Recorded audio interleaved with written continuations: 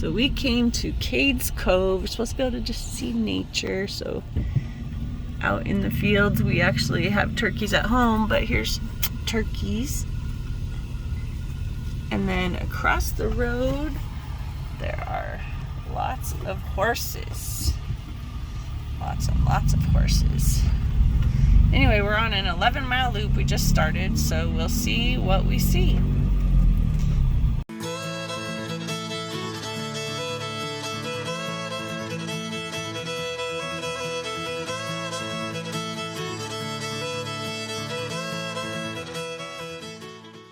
Anyway, we're on the loop. Look how green and lush everything is. It's very pretty.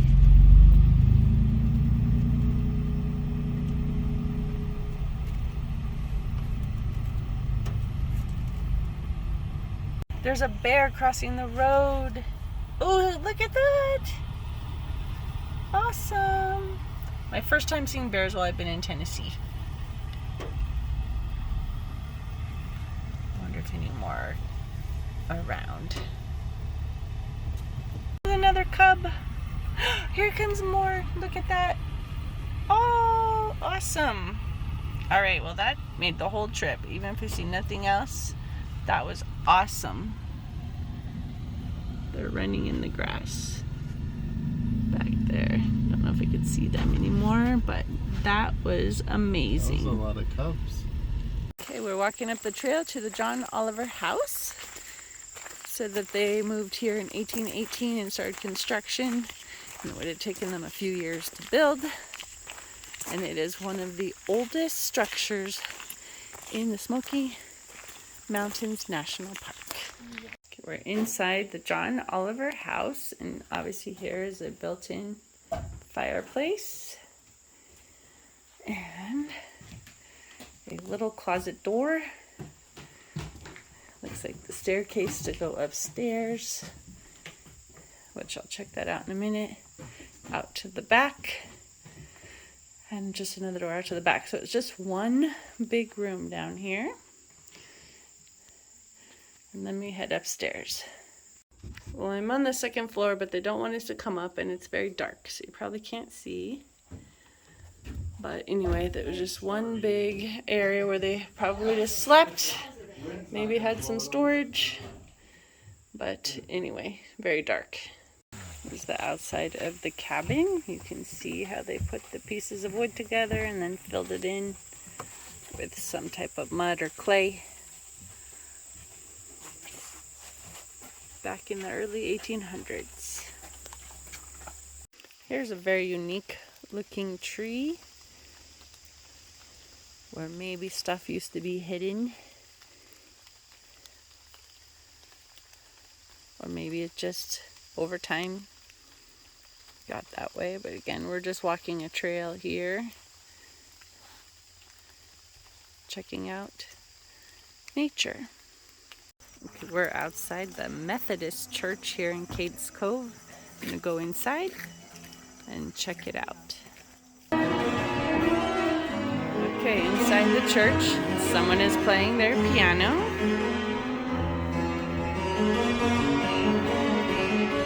There's a cemetery right outside.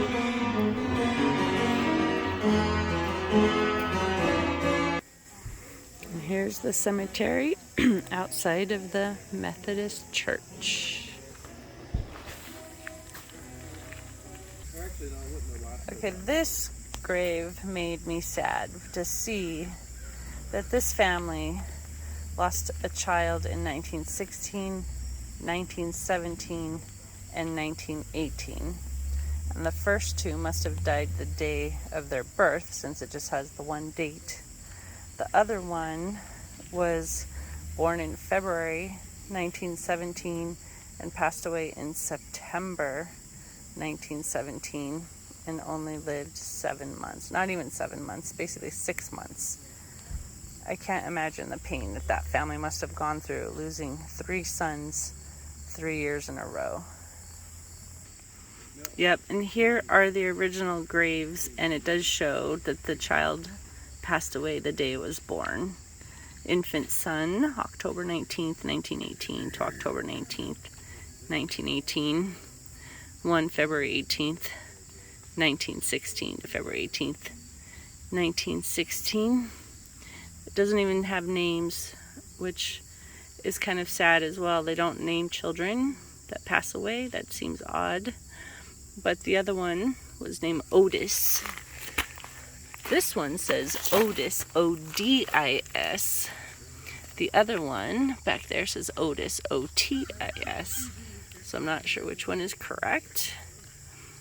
But again, just sad that they lost 3 sons 3 years in a row. So we just got back in the car after going to the Methodist Church, and we saw many graves of little babies that passed away on the day they were born or within a few months, and some families lost multiple children year after year. So I can't imagine how difficult that must have been.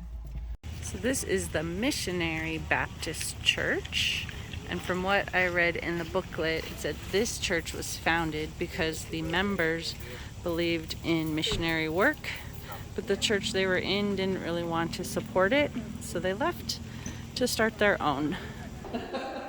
Come inside the Missionary Baptist Church. You can see the wooden pews, the front.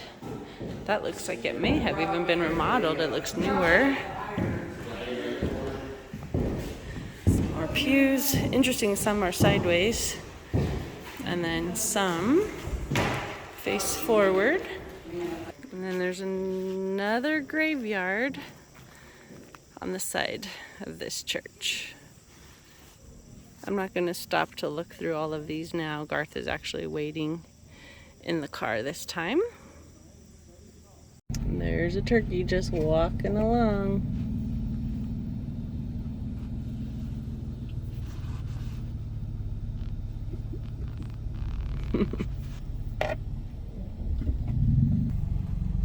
The clouds are showing why this is called the Smoky Mountains.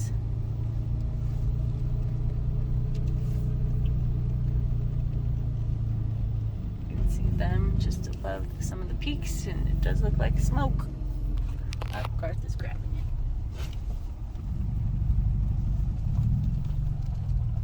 We got mostly mirror. It's not raining too hard right now, but we did have rain a little bit earlier.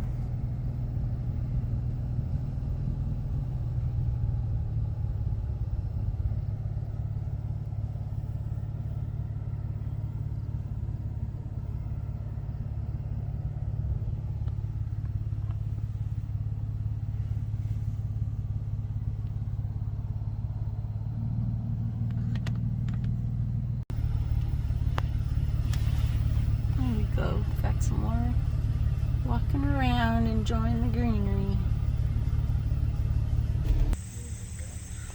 Alrighty. The deer. Go. There's a deer. We were driving earlier, so I couldn't see. But now we came to a parking area, and we were going to walk around, and there we go. So we took a little trail. Garth heard water, so we can see some water coming down from here, some water coming down from there, and then we have a nice little stream here. Okay, so now we're on the little walking tour where we'll see different buildings, and this appears to be the barn where they kept the animals, and we got a little bit of equipment here.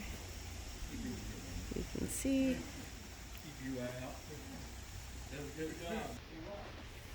Okay, so I walked through, and here's obviously some wood and kind of a small makeshift wheelbarrow, I guess I could call it. That's probably what they use to haul the wood inside. Obviously it's broken.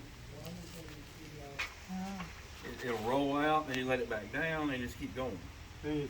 So you'll have, you're right, then you'll have rolls of it every 40 feet or whatever. Then you just come down to your wagon and pitchfork it into your wagon. Bring your wagon into here, pitchfork it into your loft. A lot of BT using that stuff too. So the guide said this is a cantilevered barn Obviously the overhang juts out so that there are spaces to put equipment, or they said you could ride in your horse without having to get off in the rain, so it was very useful. Looks like we might have some millstones down here, and Garth is by the water. He wants me to come take a look. All right. It's got a long way that the water comes. Some water's going down. Some water continues over to the other building that we're headed over to.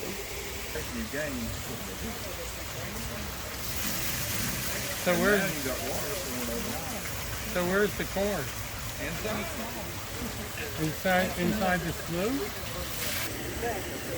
Okay, we're at the corn crib, and obviously here is some corn and some cornmeal. Doing good. I talked to a guy that... building that's original to Mississippi location. It was built, well, it's about 150 years old. They had a wheat mill also and a sawmill at this location. So they put dry corn in here, shelled of course. It goes into the hopper.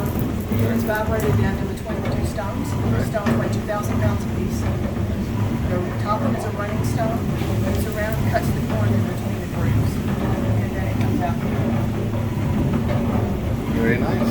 So, how often do you make cornbread? Well, we don't make any cornbread with that. I'm going to wash it before I eat because there's critters in there that make deposits. That happens. That's fine. You go buy it in the stores, the same thing. Yeah, but I don't know. I didn't actually see the mouse, okay?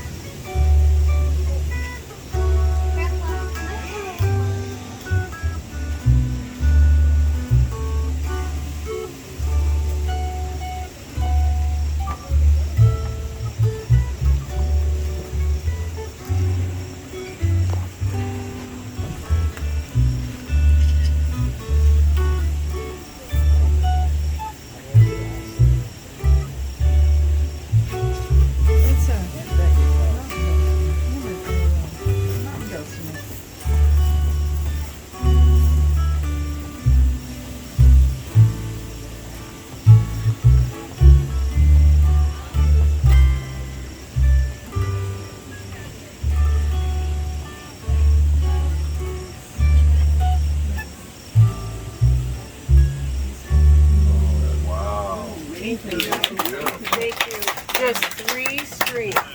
This instrument this one's not from the 1700s, but the instrument came from the 1700s. Just 3 strings, true American folk art instrument, built by the people that came from across the pond and settled in the Appalachia area. Just 3 strings, it still puts out a nice pretty tune, and it was never really meant to be in a big bluegrass band, but the bass really makes it sound good. Yeah, really good. Thank you so much. Thank you. All right, now we're inside the home. It's very small, as you can see, just one big room.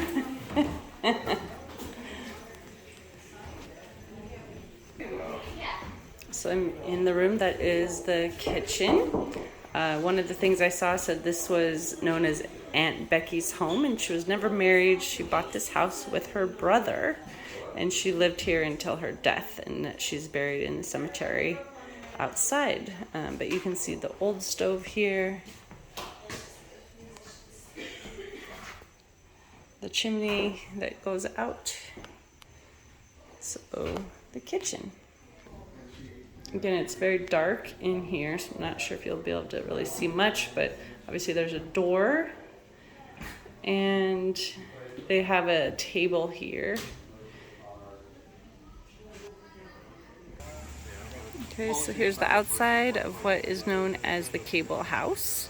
So again, I just took some video inside. We can't go to the upstairs level. The staircase is blocked off. Not exactly sure what this is, but Gar says looks like a feeding trough on top. Maybe they had something burning underneath. There's a smokestack. And they don't have a sign here explaining. So I'll have to go back and look at the little map that shows everything. And then over here, see if we can zoom in a little bit. There's another little piece of equipment with some wood. Not sure what that is. Let me walk a little closer.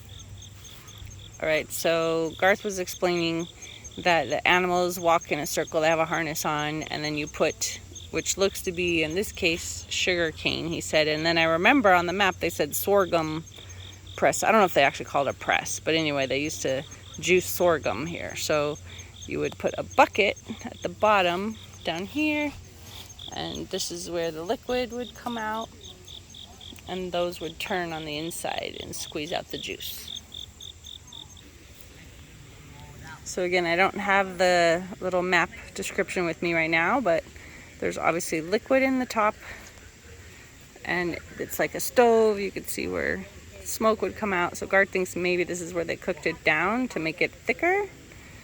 You can see on this side, there's a door, probably where they put the wood inside.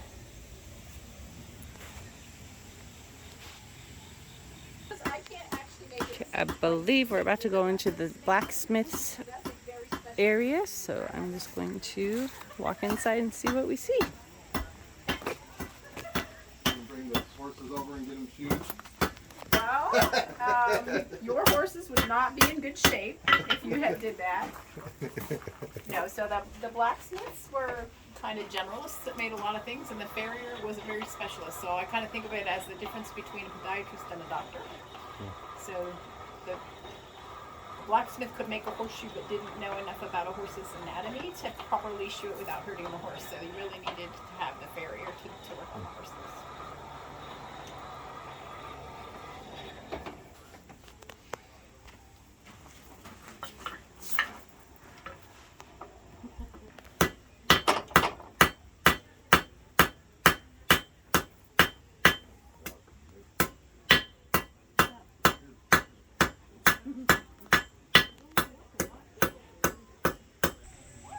Okay, it looks like about the final building that we have on this little walking tour. So I'm going to go inside and see. I think it might just be a visitor center now, but I'm going to go check it out. Okay, we are driving by a bunch of butterflies.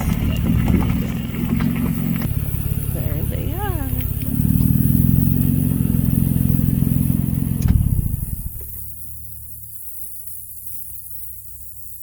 Lots of them.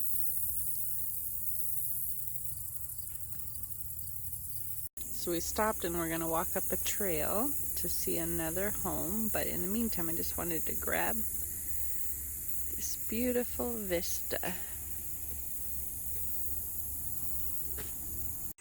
Alright, so we've walked up a trail to see this building, and I'm actually going to have to go back and look at the booklet to read the details to remember specifically what everything was. But anyway, that's the building, and then inside there's just lots of lumber.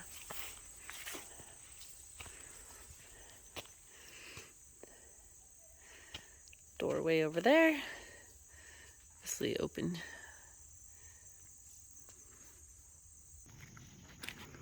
Okay, we walked up a little bit further the trail, and then there is a building that we're not allowed in, probably because it's not safe any longer. And then next to me is another small building. I'm not sure what it was used for, but maybe some kind of storage or something. You can just see inside, just kind of a long rectangular building. And then in front of us is the home that we'll go take a look at in just a second. See if we can get a better view. Right, so we'll see about taking a look inside. Okay, I'm standing on the porch of the house. About to go take a look inside. See, there's a door in front of me. Here's another little room. Probably used to be a little bedroom. The window. Right, this one has a fireplace. Couple windows. Obviously a door to another part of the house. Just a big room. Once again, it's a little bit dark. Walking down the stairs.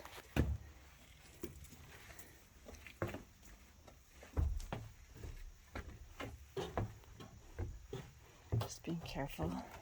Oh, another fireplace. Another big room here with the door I just walked in and a door to the right.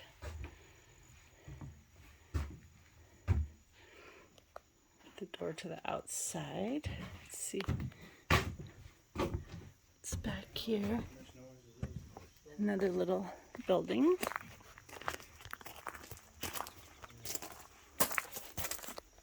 Probably just like another storage area. Let's look through. That's what it looks like inside. There's actually another building way back there. I'll go check it out in a few minutes, but let's see if I could zoom in on it. There we go. I'm gonna finish looking at the rest of the house. Now I'm outside and look at the stone for their fireplace. And the wood we saw earlier on other homes, the logs that they put together and then they filled in with mud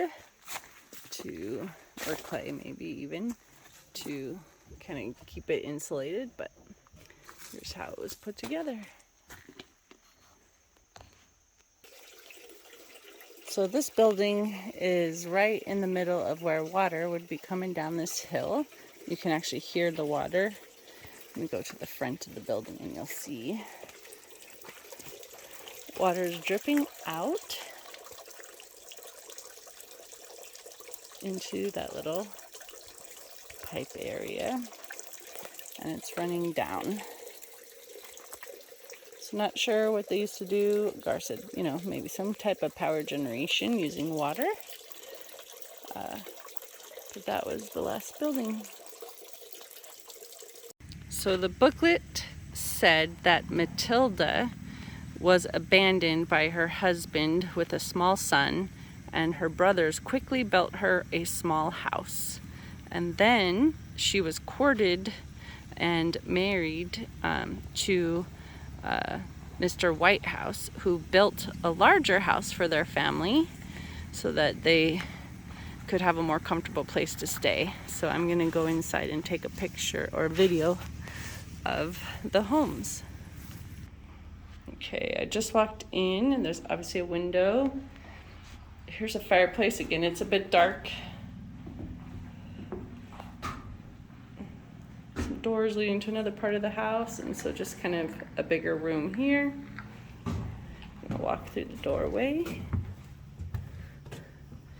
And here is another building with a low ceiling, so I'm gonna duck.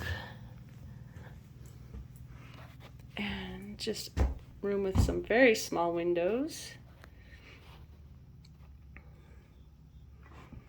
Just a very small room. And what seems to probably be a fireplace here. I wish I could make this a little bit brighter. But this, I believe, was the one that was built quickly for Matilda, and then her new husband built this other part of the house. You can see how wide those are compared to smaller pieces of wood just kind of put together here. Again, it's hard to see. And here we just have another small building in the back. So inside looks like it just has a shelf over here. And that's about it. So again, from the back side, the smaller little cabin, quickly built for her, and then the nicer house. Okay, the house that I'm walking up to, it says it was built by Dan Lawson in 1856. So we'll take a quick look.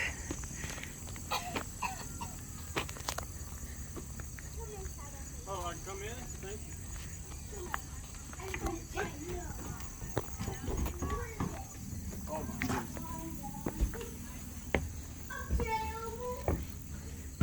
Okay, the little outdoor porch. Another very small room with a little window. Come on down. Main living room. The fireplace. And a little bit of storage under the stairs. Stairs that you can't go up any longer.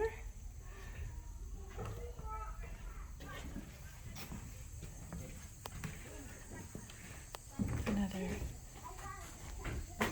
closed back area. Going out the back to the next building.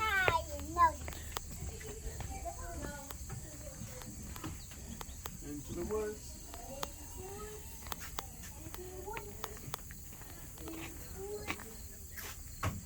One big building, another little building back here.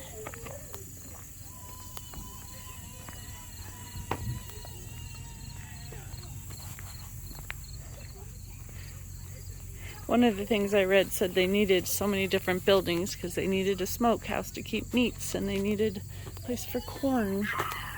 They needed a place for their butter and grains. And of course a barn. We have to make a big loop. Okay, I'm outside what I assume is the barn. Let's just take a quick look inside. A lot more lumber just sitting around. Oops.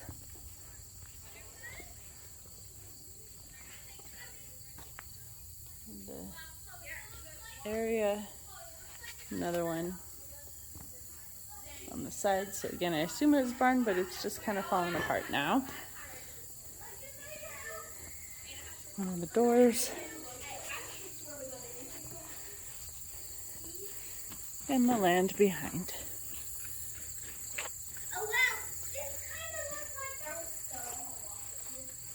There's some shelving, and that's it. Okay, this is the Tipton property, and I'll go inside in a minute. These are the buildings, and then on the other side of the road there's a couple more. I'll walk over there too and show you those a little bit closer, but I'll have to go back to the book to see which buildings were here, but I know they said there's a double corn crib on this side, and I'm not sure if that is the corn crib or if that one over there is the corn crib. Then we also have the house here.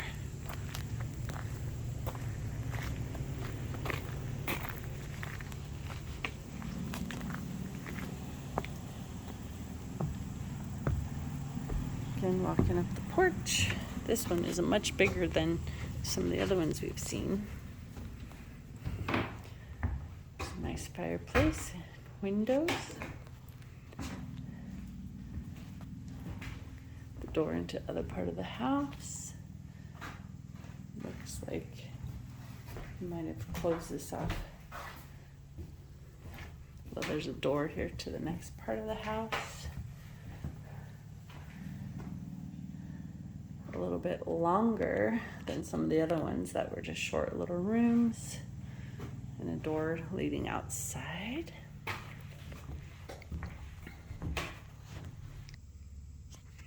Okay, I'm walking into the next part of the house. Again, we have the windows, another door going out onto like a porch area, looks like. And the back door. Another building back here.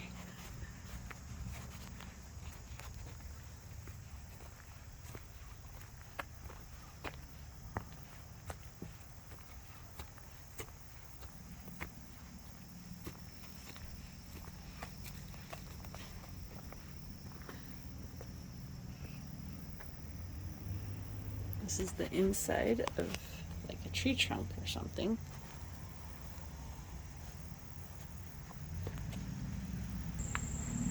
Okay, that's the outside of the house, and then when we pan around here, there's just another building here. And the inside. Okay, now I've walked across the road. Check out this building here. It's just got on two different sides. Let's peek through. Whoops.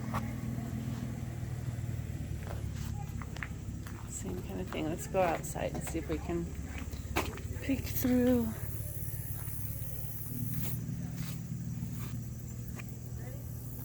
Alright, that's on one side. And if we walk to the other, it's going to be the same thing. Let's see if we can see in. Again, it's just a long with logs. And then the barn in the back.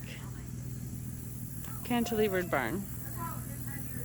Okay, this is the final home that I'll be looking at on this loop. This is the Carter Shields cabin. And it said in the information that he had been crippled in the Battle of Shiloh.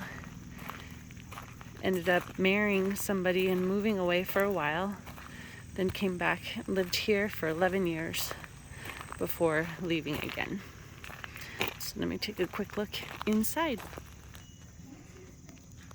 Okay, so I'm on the outside porch here. Then I'm going to walk inside. Very low ceiling here. I need to duck a little bit. Nice fireplace. The windows.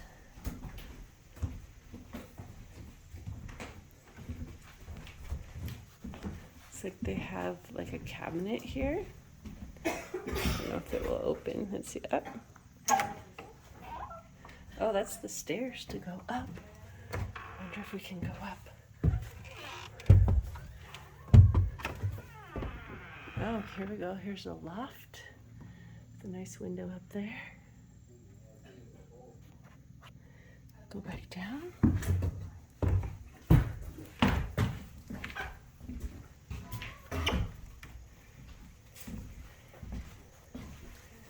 fireplace, and then it looks like maybe another little storage under the stairs. Again, it's kind of dark to see. So it has been a fun day just checking out all of these different buildings, seeing animals, especially getting to see the bears and the cubs. And I just had a great day, so I'm excited that I was able to share this with you.